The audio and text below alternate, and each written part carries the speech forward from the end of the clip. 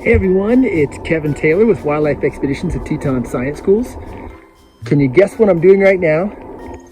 I'm not watching a 3D movie. I'm actually watching the eclipse right now here in Jackson, Wyoming. It's not a full eclipse here.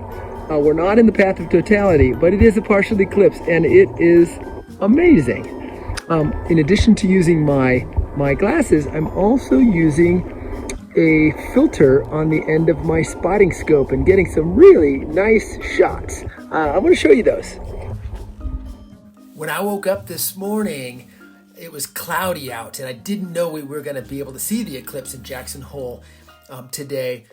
But right around 11:30 a.m. as the eclipse began here, Rocky Mountain Standard Time, the skies started to clear, and we were fortunate in that we were able to see much of the eclipse between 11:30 a.m. and 1:45 p.m. There were some times when it was a little bit cloudy, but it was actually pretty surprisingly clear. So the series of photos that you see, I took them with a smartphone looking through my spotting scope, and then at the end of the spotting scope, I had a protective filter on it.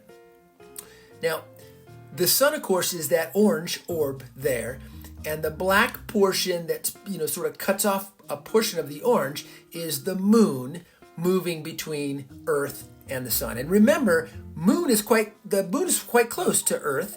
It's about 240,000 miles from Earth, 240,000 miles, while the sun is 94 million miles away. Hats off to the mathematicians who did the math to figure out and make this as predictable as it was. Pretty incredible. During this eclipse, it's been really fun, even though this is a partial eclipse here in Jackson Hole. Somewhere between 40 and 45% of the sun was covered at peak coverage. But I have been paying attention to bird activity and their behavior. I've been paying attention to the chickens to see if their behavior changed. With the partial coverage, I didn't really notice any difference.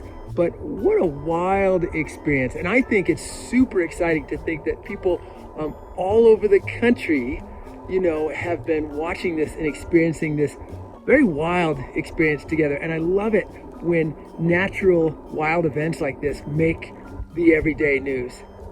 Hey, come take a trip with Wildlife Expeditions of Teton Science Schools.